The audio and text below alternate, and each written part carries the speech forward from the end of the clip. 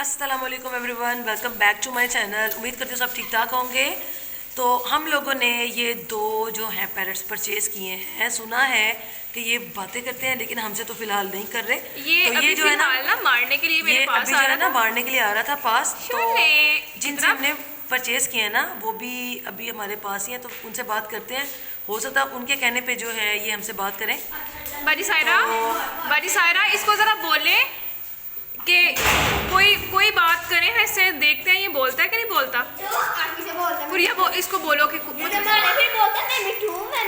बोलो इसको मिठू मिठू। ऐसा नहीं बोलते, सब टाइगर ने कहता है मैं मिठू, मुझे नाम है। चलो करो। हाँ उसका पूरा तो बोलता है मम्मा नहीं बोला मैं बात। अब ये जो बच्चे हैं ये कहते हैं कि ये बोलता है, तो अभी तो फिलहाल ये नहीं बोल रहा।